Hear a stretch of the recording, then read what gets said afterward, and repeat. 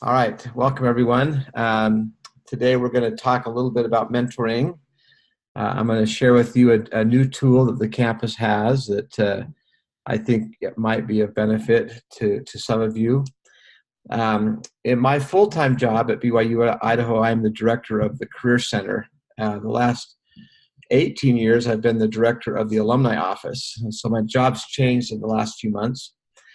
And what we're trying to do is to make it possible and easy and better for our students to get hired and to get really good jobs. So I'm going to open up a chat window, and some of you guys can open this, but we typically have three kinds of students at BYU Idaho. We have those that are getting a degree so they can graduate and start a full-time career. We have others that are planning on getting a degree and transferring, or not transferring, but being admitted to starting a professional school like dental school or physical therapy, MBA, psychology, those kinds of things. And we have others that just want a degree because that's a goal that they've achieved and would like to achieve, and it'll bless their lives. So this week, what we're learning about, and it's kind of a two-part assignment. I'm really grateful that in this new version, everything's on one. It's actually worth 50 points this time. But your personal career document has like 1A and 1B. 1A would be to connect with a mentor and get some advice from the mentor. The second one is you're going to create a board of advisors. And the idea behind the board of advisors would be if you have a challenge, a dilemma, a question, and you could gather anyone around a table, who would you have around the table? And it doesn't have to be people that you could physically gather. A lot of people put the Savior, for example, on their board, or President Nelson, or a mission president. My mission president is on my board, and he's been, he passed away 20 years ago. And so but I know him, and I know kind of what advice he would give if I was to say, President Sackley, if I'm considering doing A or B or C, I kind of have a sense on who that would. And Erica's asking a great question. How many people would you recommend having on your board? And I apologize if I'm going to say something that might be different than what Inner Victory suggests. But that number's up to you. It could be half a dozen. It could be 10. It could be 4. That really is up to you. On my board, I have 6. So, and then Lindsay's asking, does it matter who our mentor is? And she's asking also, isn't a board of advisors kind of like a whole bunch of mentors? And the answer to that is yes. So, my mentor, I have many mentors, right? For the assignment, you need to just pick one, right? You can just pick one. My dad is my mentor. My wife is my mentor. Savior is my mentor. My mission president. My Uncle Wells had just passed away a few months ago. He was one of my mentors. A professor I had at Utah State University, a professor I had at Ricks College. I had and have a lot of mentors. But for this assignment, you need to just pick one to pose a good question to, get their advice, record their advice. Does that make sense? Does that answer your question, Lindsay? Okay. Well, I'm going to skip around a little. So let's talk about what we're talking about this week. We're talking about the law of light, and that is the answers to your questions are out there. The dilemmas that you face can largely be solvable.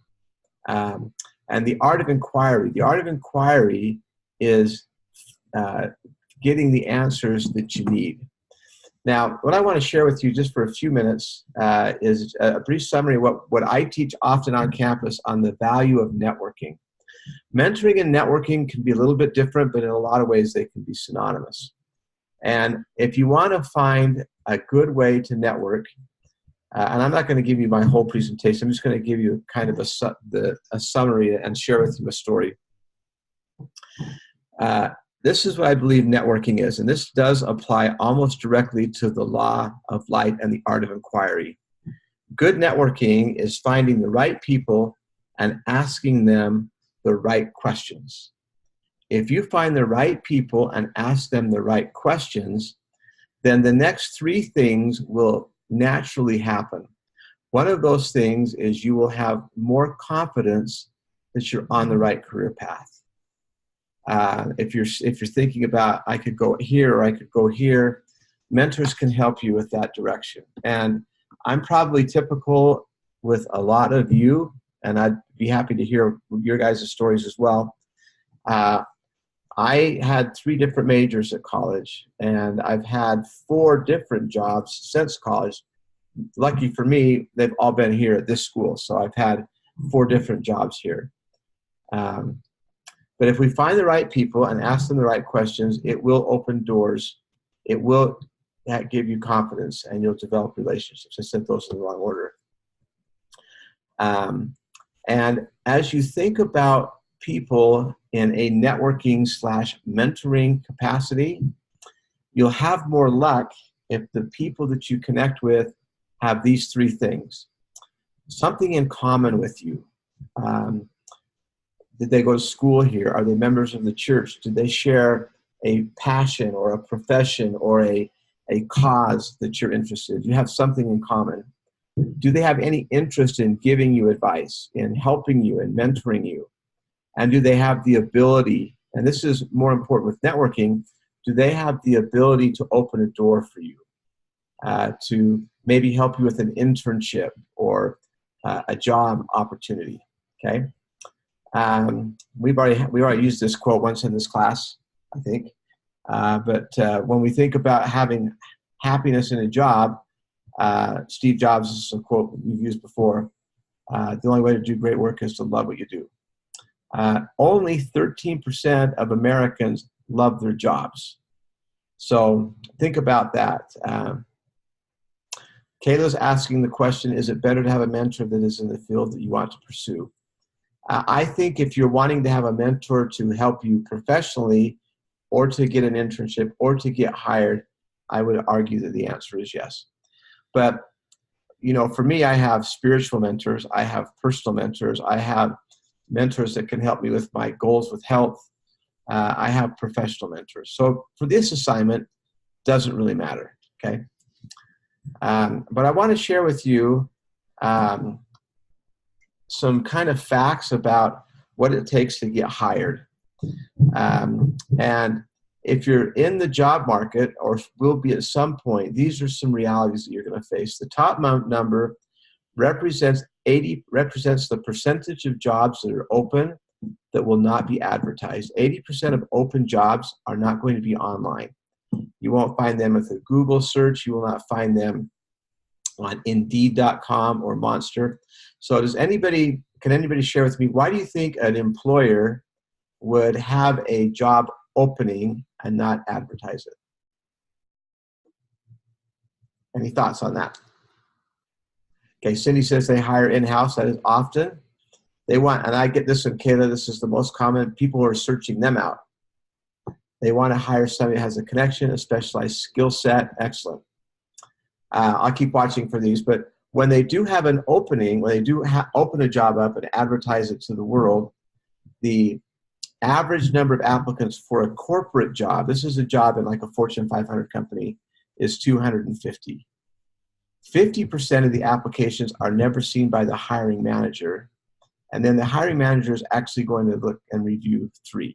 Okay, 50% are going to be seen by the screener, 13% are going to be seen by the hiring manager, and in the end, they're going to interview 3. So what you're going to be dealing with is your resume on the stack of a couple hundred, and this reality: friends hire friends, or they hire somebody that a trusted friend has recommended.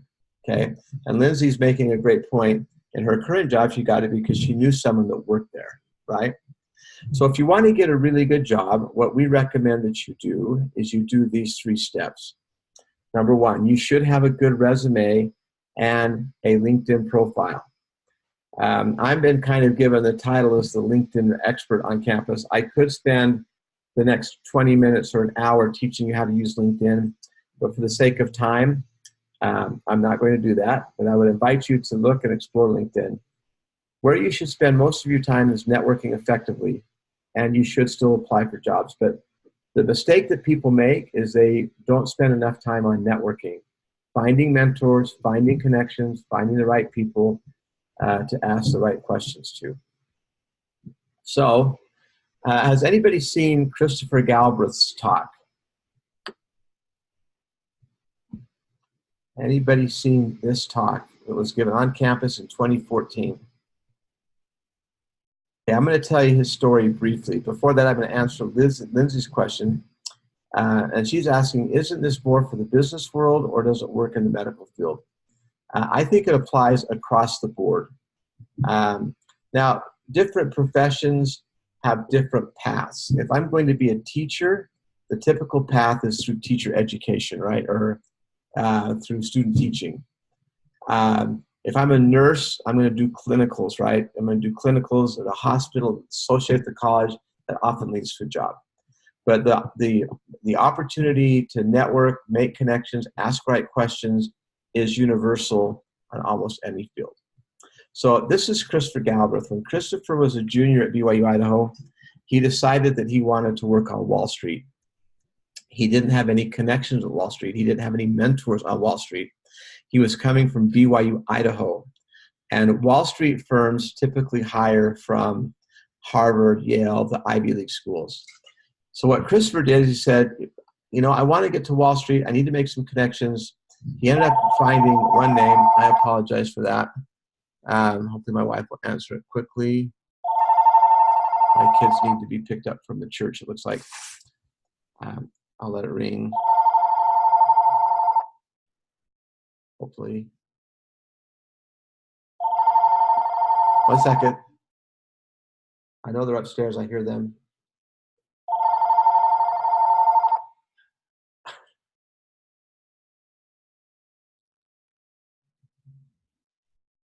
Okay, that quick. All right. Well, anyway, back to Christopher. Christopher decided he wanted to work on Wall Street. He asked all of his professors. He ended up with one name. And he said before he got too nervous, he bought a plane ticket to fly out to New York City. He flew out to New York City, and he wanted to network with as many people as he could. Anybody have any ideas? I'd love to have someone brave enough to unmute their mic and respond to this question. If you were Christopher and you landed in New York City, how would you network with people on Wall Street? Any ideas? Or you can chat it if you like. Go to Wall Street. Okay, go to Wall Street. Okay. And next steps, after you go to Wall Street, how do you break that ice with people? I think I would start by just doing a lot of observation, and then if an opportunity presented itself, just maybe introducing myself and asking questions and trying to meet people. Yeah, excellent. Thanks, Jen. Okay, I'm going to give you a hint on what Christopher did. He landed in New York City on a Saturday. So his first full day in New York City was Sunday. What do you think that he did? I bet he went to church. He went to church. He went to church. He got there early. He cornered the missionaries and he said, point out to me everybody that walks into this chapel that works on Wall Street. And would you mind introducing me? And he just shook their hands and said, hi, my name is Christopher. I'm out here from Rexburg, Idaho. Can I meet with you just for a few minutes this week to learn about your career? And they were happy to do it. Most of them were happy to do it. So for the next few days, he was able to run all over Lower Manhattan talking to LDS professionals that worked on Wall Street. And he just met them and asked them questions. And on that first trip, he ended up getting one interview with Morgan Stanley, and it didn't go very well. He came back to Rexburg, and he came into my office, actually, and we talked about his trip. And I said, how'd it go? He said, pretty well. I didn't get any solid internship or job leads, but I did have made some connections. 4 months later, he returned to Wall Street a second time. Another trip out there. He met with some of the same people again. And on trip 2, he ended up with 3 formal job interviews. JP Morgan, Goldman Sachs, and Credit Suisse. And on trip 2, he got 3 job offers. Now, when Christopher gave his talk, in the audience at BYU Idaho was Briar Carlisle. This is Briar. Briar came into my office on Monday and he said, I want to do what Christopher did at Nike headquarters, Beaverton, Oregon. And he flew out to Beaverton. For Briar, for Christopher, he didn't use LinkedIn. For Briar, we got on LinkedIn and we found 4 BYU Idaho alumni working at Nike headquarters. We didn't feel like that was enough, so we went to BYU alumni on LinkedIn and found 7. And so he connected those 11. He connected with Christopher, who coached him through the process. And he just went out to Beaverton and he met with these people, and he did this simple process, finding the right people and asking the right questions. And then he ended up getting hired at Beaverton, at Nike headquarters. He's working there now. Now, what we call this is networking through the informational interview. Now, I want you to think about the law of light and the art of inquiry. And I'm going to show you the questions that Christopher asked and Briar asked when they went out and did this networking. Now, Christopher came to BYU Idaho a second time and spoke at Power to Become conference a second time. And I was able to ask him, I said, Christopher, this is how I'm telling your story on campus. I want you to tell me if I'm telling the story right. He says, not only are you telling the story right, you got the name right.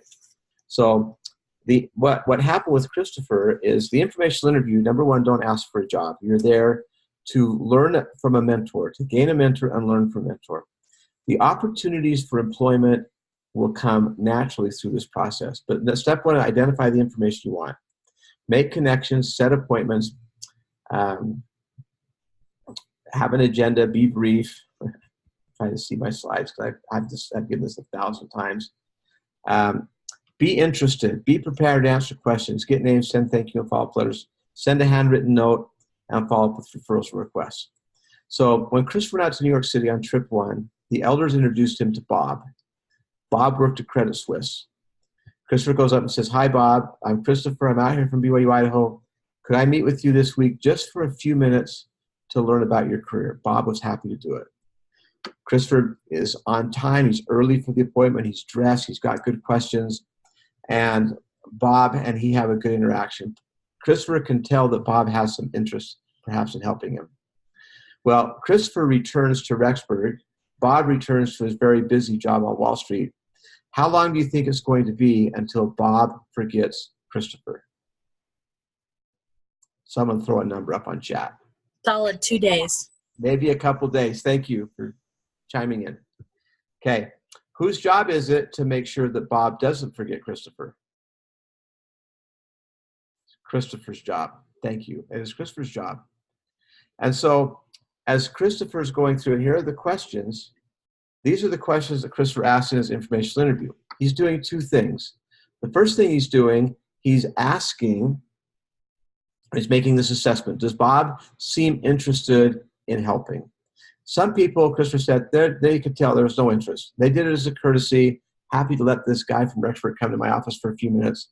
But he could tell not interested. But for Bob, he could tell he was interested. The second one, he's looking for reasons to naturally follow up. So I'm going to start with the bottom question. Christopher says to Bob, who else you know that I should be talking to? Bob says, hey, you should meet Jim down the hall or across the street. What does Christopher do with Jim? He goes and meets him. And then he returns and reports to Bob. Let's look at question number 8. What kind of books do you like to read and have made a difference in your life or had an impact? Bob says to Christopher, I recommend you read this book. What does Christopher do? He reads that book and he returns and reports and says, hey, Bob, I just finished the book. I got a couple more questions for you. Christopher asks the question, what inspires you? What do you like to do outside of work? And he then has all of these natural ways to stay in touch with Bob. How did you get involved with Credit Suisse? Where did you go to school? So for 4 months, Christopher, in between trip 1 and trip 2, Christopher has very natural ways to stay in touch with Bob. And when Christopher returns a second time, Bob and Christopher have been corresponding naturally in a very positive way for 4 months. When Christopher returns to New York City on a second time, Bob knows he's coming. Bob's happy to see him again, excited to see him again. And oh, by the way, when Christopher comes in that door, he can tell, man, for 4 months, Christopher's not only stayed in touch with me, he's done more homework, he's got better questions, he's better prepared. Bob takes Christopher down to the HR department and says to Christopher, this is Christopher, says to the HR department, this is Christopher, please take his resume, I want him on my team. And then Bob ends up hiring Christopher, okay? Now, the process is just this simple. If you want to use mentors to get a job, find names, make a connection, and if you do a good job with the informational interview, if you're professional, if you're courteous, if you say thank you, you follow up, then you develop a relationship that will open doors of opportunity.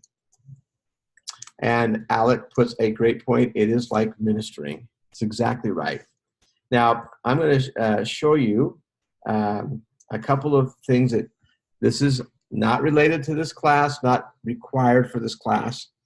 But if you want to watch the full talk that Christopher gave, you can go to byui.edu/P2B, and you'll see his talk in the October conference.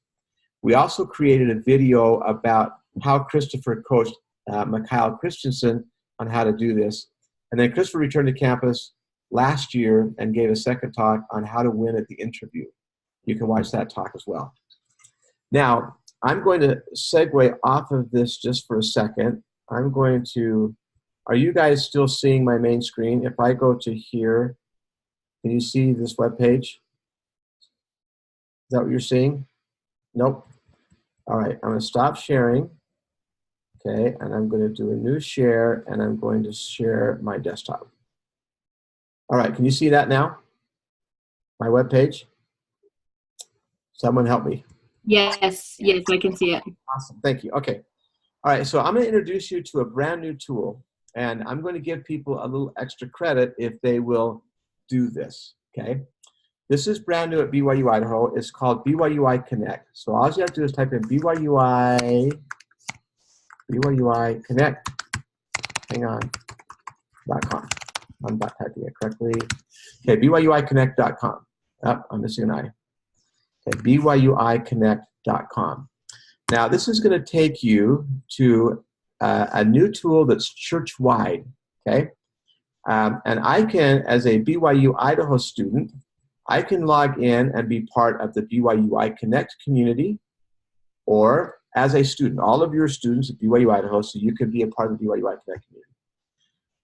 Let's say that you explore this community and don't find a really good connection. You can also join as a friend or as a visiting student, LDS Business Colleges, the BYU Connect, BYU, the big university in Provo, their Connect, or the BYU Hawaii Network, okay? And if I'm looking for mentors, I can just go in here and explore the community, and I'm just going to say, someone in chat or just chime in, tell me a major that they're in, and a profession they're considering. Anybody? Oh, okay. Graphic design. Graphic design, that's an excellent one. Okay, thank you. So I can explore the community, and I can search for graphic designers by major, or by just generally, or by industry. Okay, but I'm just going to do a general one. I'm going to do graphic design. I can type it in right. This is going to bring up 42 people that are in the graphic design world. Okay, the students run here. So let's use Helaman Higley as an example. Okay, Helaman is a graphic designer at the Chase Marketing Group in Salt Lake City. I can click on here, and his profile is going to come up, and I can say with Helaman, I'd like to have you as a networking connection or as a mentor. And I can click Let's Connect. I can do two things here. I can send Helaman a message, or I can request a meeting. If I request a meeting, Helaman says he can help with these things. Let's just pick choosing a major. Click Next. I can now set up an online video call, a phone call, or an in-person meeting. Okay? So this is not part of the class. It's just a tool that's new to the university. If you create your BYUI Connect profile and just send me let's make this easier, okay? In the class meeting report, up in the box where you type attended, just say, I created my BYUI Connect profile. I signed on. That's all I want you to do. Just say you signed on.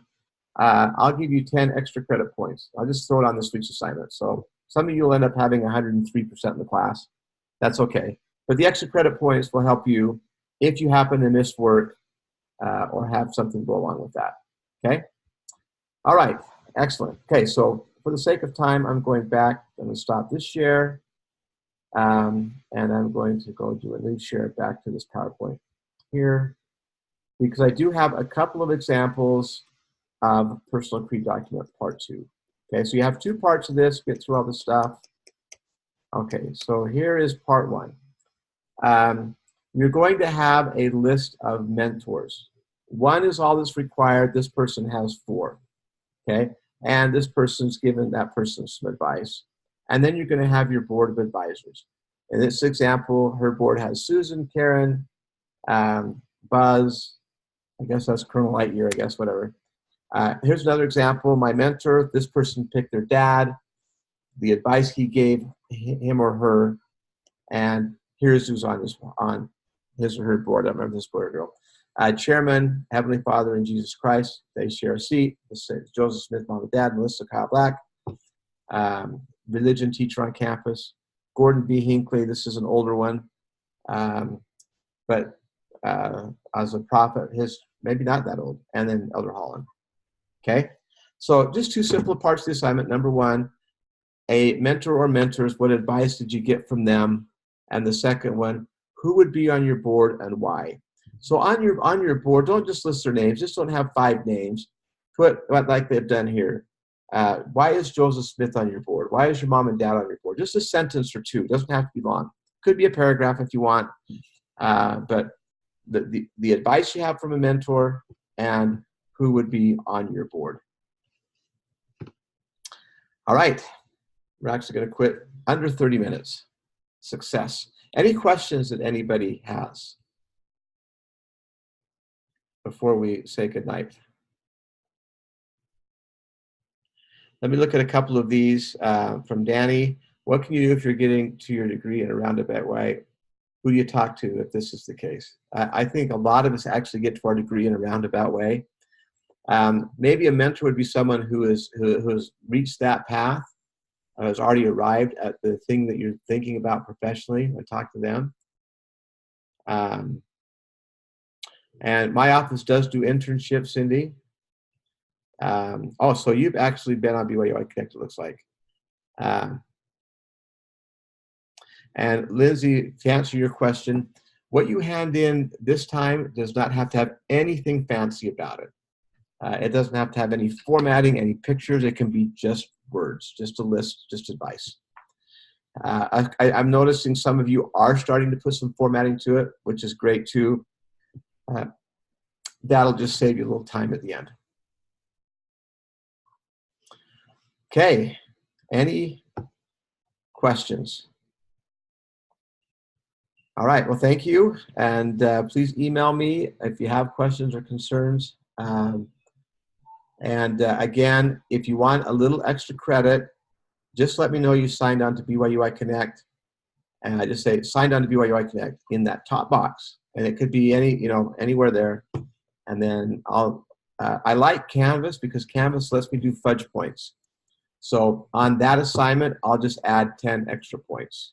So don't freak out if your grade goes from 100% to 103%, whatever it ends up being. But you won't freak out, you'll be happy. So Erica, if you go back to lesson 2, I think it's that first activity, they have like 5 Personal Creed Document examples that you can look at. And then in this example, I've just given a couple. I just grabbed them quickly. This is an example. And some people actually do a graphic of a table with chairs around it, and they have people around the table. You don't have to do that. I think the book has it that way in the example.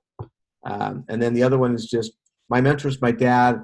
This is the advice he gave me. My mentor's my mom, my mission president, my friend. This is the advice they gave me. Does that answer your question? By the way, Erica, you need to know you are my favorite person in the class. Do you know why? You're all my favorite, but Erica's my favorite because she's the last in 144 students. So when I get to Erica York's name, I'm done grading. So you're awesome, Erica. You're all awesome. But all right, thank you all. I'll stay on if you have any questions. If not, we'll see you next week.